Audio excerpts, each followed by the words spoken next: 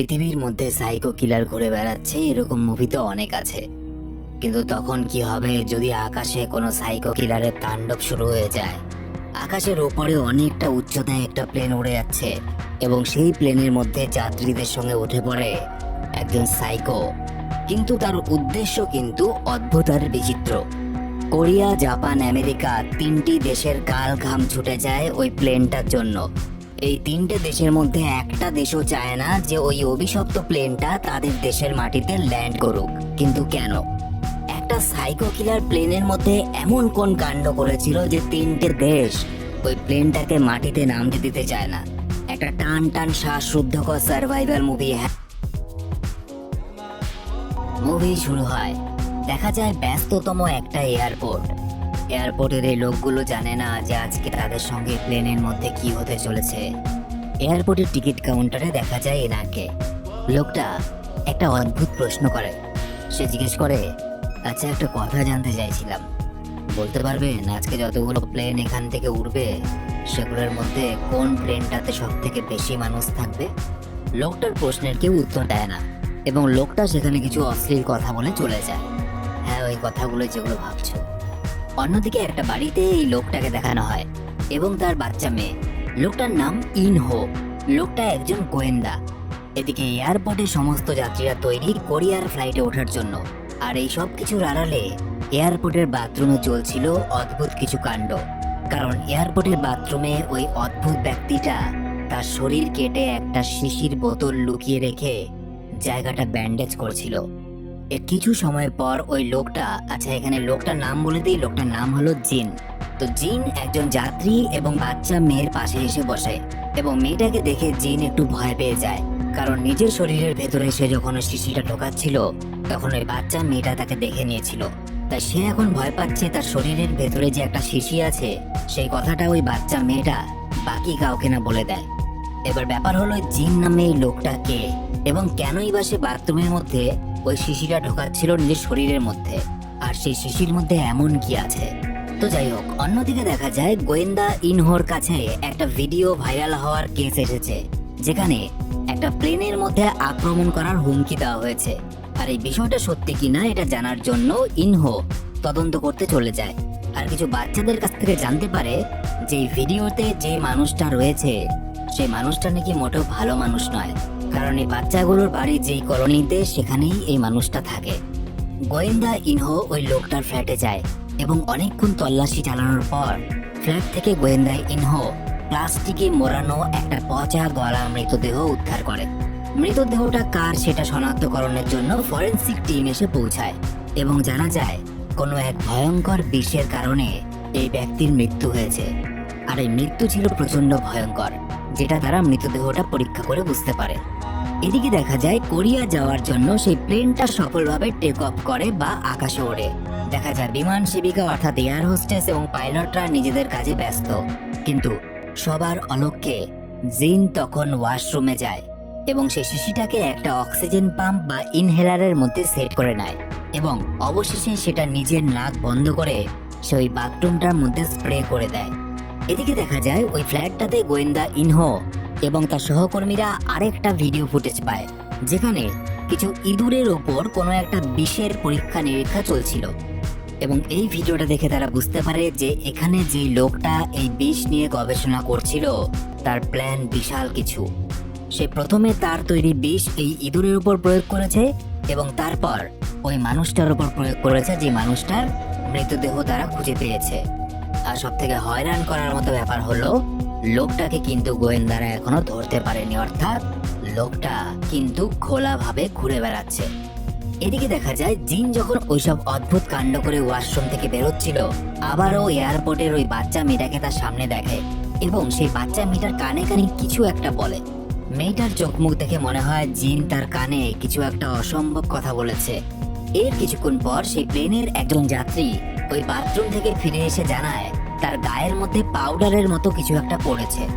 দেখা যায় প্লেনে থাকা ওই বাচ্চা মেয়েটার বাবা পাশের প্যাসেঞ্জারের ফোনে একটা ভিডিও দেখে আর সেই ভিডিওতে থাকা লোকটার চেহারা হুবহু জিনের সঙ্গে মিলে যায়। এরই সাথে সাথে সে তার মেয়ের কাছ থেকে জানতে পারে যে জিন তার কানে কানে কি বলেছে। বাচ্চা মেয়েটা জানায় জিন তার কানে কানে বলেছে এই প্লেনের মধ্যে থাকা সমস্ত মানুষেরা মারা যাবে। এই কথাটা জানা মাত্রই বাচ্চাটার বাবা এয়ার হোস্টেসদের ডেকে সমস্ত বিষয়টা খুলে বলে। কিন্তু এয়ার হোস্টেস জিনকে জিজ্ঞাসাবাদ করলে সে খুব সহজ সরল ভঙ্গিমায় তাদেরকে জানায়, আমি একজন বিজ্ঞানী, সুতরাং আমার উপরে আপনারা বিশ্বাস রাখতে পারেন। আর তার সরলতায় বিশ্বাস করে এয়ার হোস্টেসরা সমস্ত ব্যাপারটা এড়িয়ে যায়। এদিকে অনেক খোঁজাখুঁজির পর গোয়েন্দা ইনহো এয়ারপোর্ট থেকে জানতে পারে যে তারা যে ব্যক্তিকে খুঁজছে সেই বর্তমানে হনলুলুগামী একটা ফ্লাইটে বা একটা প্লেনে চেপেছে। এখানে বলে রাখি ইনহো স্ত্রীও ওই একই ফ্লাইটে আছে, সেও হনলুলু যাচ্ছিল এবং যেসব যাত্রী হনলুলু যাচ্ছিল তারা কোরিয়ার ফ্লাইটে আছে, অর্থাৎ কোরিয়াতে যে প্লেনটা যাচ্ছে সেই প্লেনটাই হনলুলুতে নামবে। এটা শুনে ইনহো প্রচন্ড চিন্তায় পড়ে যায়। এদিকে দেখা যায় প্লেনের সেই যাত্রী যার গায়ে একটা পাউডার জাতীয় পদার্থ পড়েছিল সে হঠাৎ করে প্রচন্ড ঠান্ডা অনুভব করতে শুরু করে এবং দেখা যায় তার গায়ে এক ধরনের ব্রণ বা গোটা বেরিয়েছে। কিছুক্ষণের মধ্যেই লোকটার চোখের শিরা ফেটে রক্ত বেরোতে শুরু করে। ফিরে আসছে রোমহর্ষক ভিডিওতে। তার আগে বলে দিই আজকে ভিডিওটা স্পন্সর করেছে মোস্ট পপুলার সাইট 1xbet। ঘরে বসে অনলাইন গেম খেলে বা প্রেডিকশন করে টাকা কামাতে পারো। যেতে টাকা খুব সহজে উইথড্রল হয় ইউপিআই, জিপে, পেটিএম বা যে কোনো মাধ্যমে। 24 ঘন্টা কাস্টমার সাপোর্টের সাথে আইফোন, কার এবং আরো অন্যান্য প্রাইস জেতার সুযোগ আছে। রেজিস্টার করা আমার প্রোমো কোড EXPTV ইউজ করে পিন কমেন্টে দেওয়া লিঙ্ক থেকে আর পেতে পারো 60,000 টাকা বোনাস। তাই সে কারো কাছে সাহায্য পাবার আগেই বা কিছু বুঝে ওঠার আগেই রক্ত বমি করে মারা যায়। আর ঠিক এমন সময় পাইলটদের কাছে খবর আসে যে তাদের প্লেনে কোনো দুষ্কৃতী হামলা করেছে। এদিকে প্লেনে থাকা সেই বাচ্চা মেয়েটার বাবা এই ঘটনাটা দেখে স্পষ্ট বুঝতে পারে যে এর পেছনে জিনের হাত আছে। তাই সেই সবার সামনে জিনের জামা খুলে তার শরীরের সেই জায়গাটা দেখিয়ে দেয় যেখানে সে শিশিটা লুকিয়ে রেখেছিল। কারণ তার মেয়ে তাকে সব জানিয়ে দিয়েছিল যে এয়ারপোর্টের বাথরুমে এই লোকটা নিজের শরীরের মধ্যে একটা শিশি লুকিয়ে রেখেছিল। এই সময় সেখানে পাইলট আসে এবং জিনের নাম শুনেই সমস্তটা বুঝতে পারেন। আসলে গোয়েন্দারা ততক্ষণে পাইলটদের সঙ্গে যোগাযোগ করে এয়ারপোর্ট থেকে সেই হামলাকারীর আসল নামটা তাদেরকে পাঠিয়েছিল। আর সেই ব্যক্তির নাম হলো রিয়ন জিন সিওক, অর্থাৎ সেই মানুষ যে কিনা ইঁদুর এবং আরেকটা মানুষের ওপর পরীক্ষা নিরীক্ষা চালিয়েছে ভয়ঙ্কর বিষ দিয়ে, এবং এই প্লেনে থাকা জিন দুজন একই ব্যক্তি। এখানে বলে রাখি ওই ফ্ল্যাটের যে ভিডিও ফুটেজ পেয়েছিল গোয়েন্দারা, যেটা কিনা ইঁদুরদের উপরে পরীক্ষা নিরীক্ষা করা হয়েছিল, সেখানে তারা দেখতে পেয়েছে ওই একইভাবে ইঁদুরগুলোরও চোখ ফেটে রক্ত বমি করে তারা সেখানে পড়েছিল। জিন খুব ভালো করে বুঝতে পারে তার সমস্ত কিছু ধরা পড়ে গেছে। তাই সে তার কাজকে পরিণতি দেওয়ার জন্য প্লেনের বাকি মানুষগুলোর মধ্যে ইনহেলার স্প্রে করতে শুরু করে, কারণ সেই ইনহেলারটার মধ্যেই সে বিষটাকে ঢুকিয়ে রেখেছিল। জিনের এইসব কাজকর্ম দেখে স্পষ্টভাবে বোঝা যাচ্ছিল যে জিন একজন মানসিক বিকারগ্রস্ত মানুষ এবং এই জন্য তার মধ্যে ধরা পড়ার ভয় বা কোনো অনুতাপ কোনোটাই লক্ষ্য করা যায় না। উল্টো সে প্রতিবার কেমন যেন একটা শয়তানের মতো হাসছিল। এদিকে কিছুক্ষণ পর প্লেনের বাকি লোকেদের মধ্যে কিছু মানুষকে কাঁদতে দেখা যায়, অর্থাৎ ধীরে ধীরে তারাও সংক্রমিত হতে শুরু করেছে সেই ভাইরাসের দ্বারা, যে ভাইরাসটা জিন স্প্রে করেছিল। প্লেনের সমস্ত তথ্য এয়ারপোর্টে পৌঁছানোর সাথে সাথে কোরিয়ার সরকার তৎপরতার সঙ্গে কাজ করতে শুরু করে। সমস্ত ডাক্তার, বিজ্ঞানী এবং জরুরি বিভাগের কর্মকর্তারা মিলে একটা আলোচনা সভায় বসে যে কিভাবে এই মানসিক বিকারগ্রস্ত মানুষটাকে কন্ট্রোলে আনা যায় এবং ওই লোকগুলোকে বাঁচানো যায়। এবং এখানে তারা জিনের সম্বন্ধে কিছু অবাক করার মতো তথ্য পায়। জানা যায় জিন একটা ওষুধ প্রস্তুতকারী কোম্পানিতে কাজ করত, কিন্তু বেশ কিছু বছর আগে সে ওখানে কাজ করা ছেড়ে দিয়েছে। গোয়েন্দা ইনহো বলে যে জিন কিন্তু লুকিয়ে কোনো কিছু করেনি, উল্টো ভিডিও বানিয়ে নিজের চেহারা দেখিয়ে সোশ্যাল মিডিয়ায় সেটাকে ছেড়েছে, কারণ সে হয়তো চায় এই ঘটনাটা সবার সামনে আসুক এবং এটার পেছনে তার হয়তো কোনো দাবি থাকতে পারে। সুতরাং তার দাবি যদি পূরণ করে দেওয়া যায় তাহলে হয়তো প্লেনের ওই যাত্রীগুলোকে সে ছেড়ে দেবে বা সেই ভাইরাস থেকে মুক্ত হওয়ার কি উপায় থাকতে পারে সেটা বলে দিতে পারে। দেখা যায় তারা সেটাই করে। প্লেনের মধ্যে একটা আলাদা জায়গায় জিনকে বেঁধে রাখা হয়েছে। একজন পাইলট তাকে জিজ্ঞাসাবাদ করছে আর ফোনে যোগাযোগ করে সমস্ত বিষয়টা কোরিয়ার সরকার লাইভ শুনছে। জিনকে নিজের দাবি জানাতে বললে সে বলে, আমার শুধু একটাই দাবি, এই প্লেনের মধ্যে যতগুলো মানুষ আছে সবগুলো মানুষকে নিয়ে একসাথে আমরা মরতে চাই। শোনো পাগলার কথা। ওর আর কোনো দাবি নেই। তার আচরণে স্পষ্টতই বোঝা যায় সে শুধুমাত্র একজন মানসিক রোগী ছাড়া আর কিছুই নয়। এবং একই সাথে জিন পাইলটের দিকে তাকিয়ে কেমন অদ্ভুতভাবে হাসতে হাসতে বলে, আপনি কি ভেবেছেন আমি তো নিজেও এই ভাইরাসে আক্রান্ত এবং আমি বুঝে শুনেই প্লেনের মধ্যে উঠেছি। আজকে সবাই একসাথে মরব। এমন সময় দেখা যায় প্লেনের মধ্যে থাকা সমস্ত জিনিস, মানুষ প্লেনের ছাদের সঙ্গে বাড়ি খেতে শুরু করে। সমস্ত প্লেনটা কেমন যেন নিজের ভারসাম্য হারিয়ে ফেলেছে। আর এসবের কারণ হিসেবে দেখা যায় প্লেনের কন্ট্রোলে থাকা পাইলট, সেও কিন্তু এই ভাইরাস দ্বারা আক্রান্ত হয়ে গেছে এবং সেখানেই পড়ে রয়েছে। তাই প্লেনটা খাড়া হয়ে ওপর থেকে নিচে পড়তে শুরু করেছে। আর এই সময় প্লেনের ভেতরে এমন ভয়ঙ্কর অবস্থা, সবকিছু মিলিয়ে যাত্রীরা দ্বিগুণ ভয়ে প্রচন্ড আঘাতে চিৎকার চেঁচামেচি শুরু করে। তবে এই বিপদ চরম পর্যায়ে পৌঁছানোর আগে প্লেনটাকে কন্ট্রোল করার জন্য সেখানে অন্য একজন পাইলট পৌঁছে যায় এবং তাকে সাহায্য করতে আসে ওই বাচ্চা মেয়েটার বাবা, যার নাম জে হিউক। সেও আসলে একজন পাইলট ছিল, কিন্তু বর্তমানে সে কোনো একটা অজানা কারণে চাকরি ছেড়ে দিয়েছে। এই ঘটনার পর কোরিয়ার কাছে খবর পৌঁছায় জিন মারা গেছে। তাই অবিলম্বে এই ভাইরাসের কোনো প্রতিকার বা কোনো ওষুধ খুঁজতে হবে। ইতিমধ্যে সমস্ত খবর সংবাদ মাধ্যমে ছড়িয়ে পড়ে। এর ফলে প্লেনে থাকা যাত্রীরা এই বিষয়ে আরো ডিটেলে জেনে যায় এবং আরো বেশি ঘাবড়ে যায়, কারণ তারা প্লেনের মধ্যে খবরগুলো দেখছিল।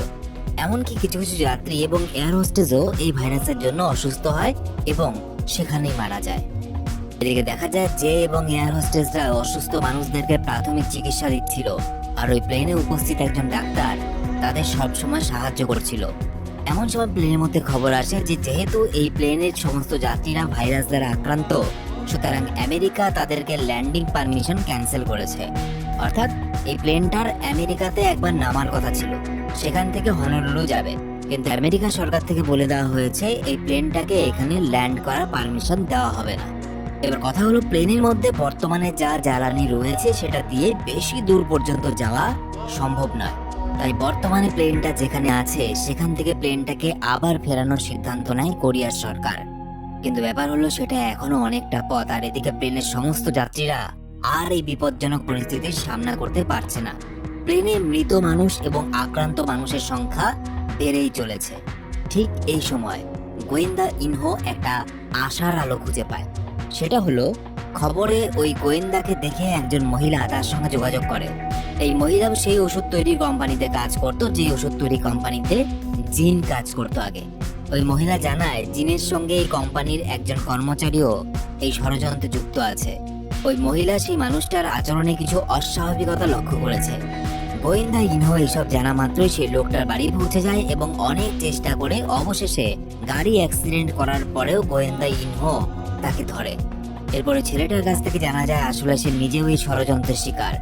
অর্থাৎ প্লেনের মধ্যে যে ভাইরাস দিয়ে সমস্ত মানুষকে মারা হবে, জিনের সঙ্গে সে এই ষড়যন্ত্রটা করেছে। কিছু বছর আগে একটা ভাইরাসের মিডিয়াম ভার্সন একটা কোম্পানি তৈরি করেছিল এবং সেটা তৈরি করেছিল 3 জন বিজ্ঞানী, যাদের মধ্যে জিনও ছিল একজন। অর্থাৎ জিন শুধুমাত্র একজন মানসিক রোগী ছিল না, সে প্রথমে একজন বিজ্ঞানীও ছিল। তো এই 3 জন বিজ্ঞানী রিসার্চ করতে গিয়ে ওই ভাইরাসটা আবিষ্কার করেছিল এবং দেখা যায় ওই 3 জনের মধ্যে একজন ওই ভাইরাস দ্বারা আক্রান্ত হয়েছিল। আর সেই আক্রান্ত লোকটা এই স্বীকারোক্তি দিয়েছিল যে তার শরীরে নাকি জিন ইচ্ছাকৃতভাবে ভাইরাস ঢুকিয়েছে। তখন থেকে জিনের সবসময় মনে হতো যে তার সঙ্গে এটা অন্যায় করা হচ্ছে।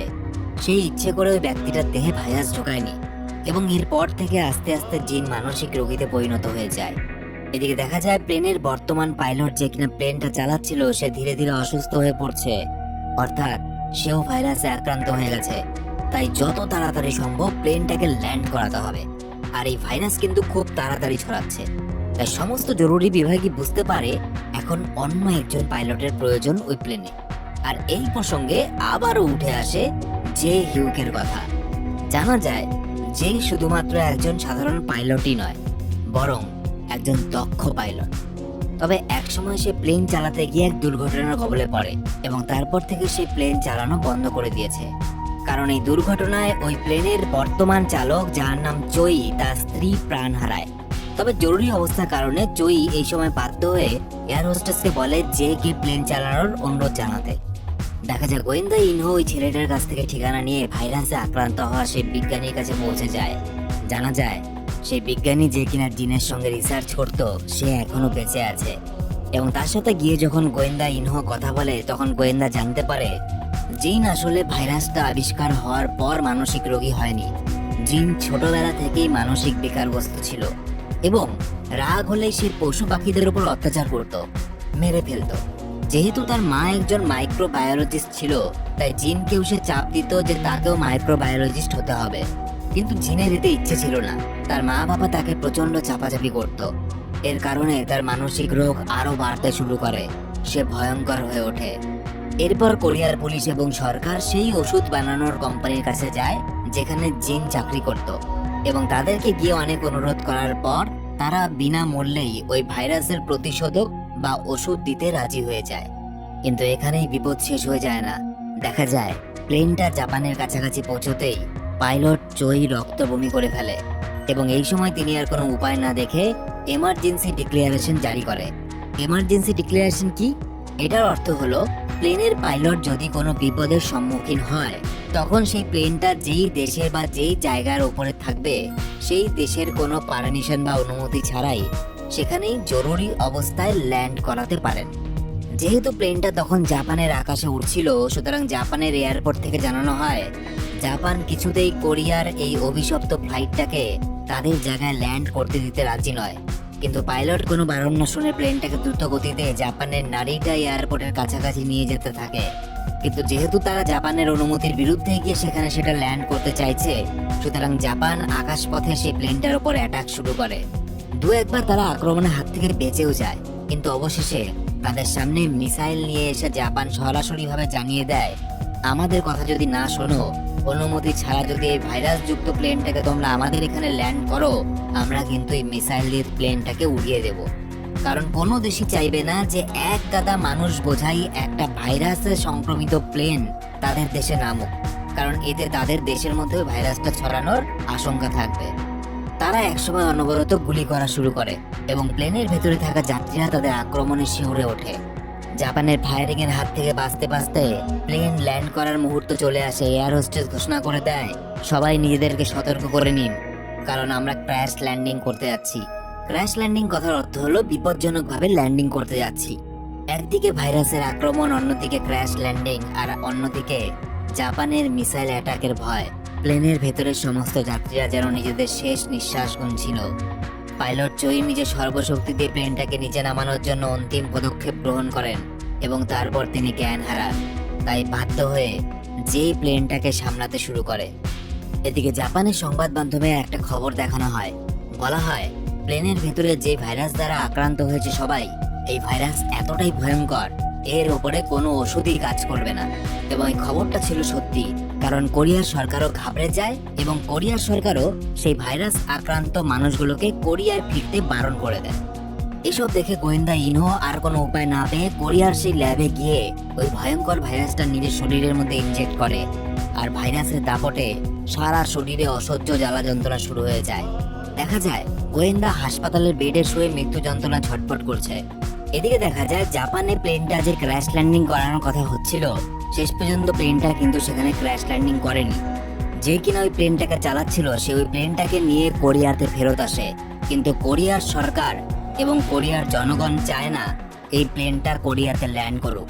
তারা নিজেদের মানুষকেই চিনতে অস্বীকার করে দেয়, কারণ তারাও ভালো করে বুঝতে পারে এই ভাইরাসে সংক্রমিত প্লেনটা যদি এখানে ল্যান্ড করে, তো কোরিয়াতে যেগুলো মানুষ সুস্থ আছে তারাও আক্রান্ত হতে পারে। এমনকি কোরিয়ার জনগণ সেখানে ধর্ণা দিয়ে বসে যাতে প্লেনটা সেখানে না নামতে পারে। এসব দেখে এবং অন্যদের ভালোর কথা চিন্তা করে নিজেদের পরিবারের কথা ভেবে অবশেষে প্লেনের সমস্ত যাত্রীরা সিদ্ধান্ত নেয় তারা আর ল্যান্ড করবে না। তাদের ওপর দিক দিয়ে যে বিপদ যাচ্ছে সেটা তারা অন্যদের কাছে পৌঁছতে দেবে না। এদিকে দেখা যায় গোয়েন্দা ইনহো, যে কিনা নিজের শরীরে ভাইরাস ঢুকিয়েছিল, গোয়েন্দাকে একের পর এক প্রতিষেধক ওষুধ দেওয়া হচ্ছে। যে ওষুধটা নিয়ে জাপানের সরকার বলেছিল যে এই ওষুধ কোনো কাজে লাগবে না, এবং এটা পরীক্ষা করার জন্যই গোয়েন্দা নিজের শরীরে ভাইরাস ঢুকিয়ে নিয়েছিল। কিন্তু দেখা যায় সত্যি সে চিকিৎসা কোনো কাজে আসে না, কোনোভাবেই তাকে সুস্থ করা যাচ্ছে না। এদিকে প্লেনের মধ্যে থাকা সমস্ত যাত্রীদের পক্ষ থেকে তাদের পরিবার এবং দেশের সমস্ত নাগরিকদের সুস্থতা কামনা করার একটা শুভেচ্ছা বার্তা পাঠায়, এবং এটা পাঠানোর পর সেই প্লেনটা কোরিয়ার সঙ্গে যোগাযোগ মাধ্যম বিচ্ছিন্ন করে দেয়। তারা আর কখনো ফিরবে না। কিন্তু এরপরে ঘটে একটা অবাক ঘটনা। সবাইকে অবাক করে দিয়ে দেখা যায় যেই ওষুধটা এতক্ষণ গোয়েন্দা ইনহোর শরীরে কাজ করছিল না, সেই ওষুধটা হঠাৎ করে কাজ করতে শুরু করে। অর্থাৎ ওই ভাইরাসের যে প্রতিষেধকের কথা বলা হচ্ছিল সেই প্রতিষেধকটা কাজ করে, কিন্তু একটু দেরিতে। কোরিয়া সরকার তাড়াতাড়ি সেই প্লেনটাকে ফিরিয়ে আনার সিদ্ধান্ত নেয়, কিন্তু পাইলট যে হিউগ যোগাযোগ ব্যবস্থা বিচ্ছিন্ন করে দেওয়ায় তারা রেডিওর মাধ্যমে কন্ট্যাক্ট করতে পারে না। সুতরাং প্লেনটার সঙ্গে কন্ট্যাক্ট করার একটাই মাধ্যম ছিল, সে প্লেনে যারা আছে তাদের পরিবার পরিজনদের খবর দেওয়া। তারা যাতে প্লেনের ভেতরে বসে থাকা সেই মানুষগুলোকে খবর দিতে পারে এই ভাইরাসের প্রতিষেধক পাওয়া গেছে। পরিবার পরিজনদের কাছ থেকে এই আশার মেসেজটা পেয়ে সবাই যেন আশার আলো দেখতে শুরু করে। পাইলট প্লেনটাকে ল্যান্ডিং করানোর জন্য রেডি করে, কিন্তু এত লম্বা যাত্রাপথের জন্য প্লেনের জ্বালানি প্রায় শেষ। তাদেরকে ল্যান্ড করার জন্য প্লেনের পাওয়ার সিস্টেমটা অফ করতে হবে। তাই যে আবারও নিজের সবটুকু দিয়ে চেষ্টা শুরু করে। ইঞ্জিন বন্ধ অবস্থায় প্লেনটা এত দ্রুত গতিতে রানওয়ের দিকে যেতে শুরু করে যে এয়ারপোর্টের সবাই ভয় পেয়ে যায় প্লেনটা যে কোনো মুহূর্তে ক্র্যাশ করতে পারে, আর তেমন হলে কোনো মানুষকে বাঁচানো যাবে না। প্লেনটা মাটির কাছাকাছি আসতেই কাঁপতে শুরু করে। হার না মেনে যে প্লেনের সেই ইঞ্জিনটাকে স্টার্ট করে নিজের সর্বশক্তি দিয়ে প্লেনের কন্ট্রোলারটাকে টানতে শুরু করে, আর প্লেনটা অনেক দ্রুত গতিতে এয়ারপোর্টকে টাচ করে রানওয়েতে চলতে থাকে। এর পরের দৃশ্যে দেখা যায় কোরিয়া একটা সাংবাদিক সম্মেলন ডেকেছে, যেখানে জিনকে একজন মানসিক বিকারগ্রস্ত বলে ঘোষণা করা হয় এবং গোয়েন্দা ইনহোকে সরকারের তরফ থেকে সম্মান জানানো হয়, কারণ সে রিস্ক নিয়ে নিজের শরীরে ওই ভাইরাসটা ঢুকিয়েছিল এটা পরীক্ষা করার জন্য যে ভাইরাস আক্রান্ত কোনো ব্যক্তির দেহে ওই প্রতিষেধক কাজ করে কিনা। তবে দুঃখের ব্যাপার হলো অতিরিক্ত মাত্রায় এই ভাইরাস শরীরে প্রবেশ করেছিল, যে কারণে সে পঙ্গু হয়ে গেছে। হয়তো কোনোদিনই সে সুস্থ জীবনে ফিরে আসতে পারবে না। এবং দেখা যায় প্লেনে আক্রান্ত হওয়া সমস্ত যাত্রীরা বর্তমানে একদম সুস্থ, তারা সুস্থভাবে নতুন জীবন উপভোগ করছে। আর মুভিটা এখানেই শেষ হয়ে যায়। তো এই ছিল আজকের ভিডিওটা কেমন লাগলো অবশ্যই কমেন্টে লিখে জানিও। দেখা হচ্ছে পরের ভিডিওতে, সবাই খুব ভালো থেকো।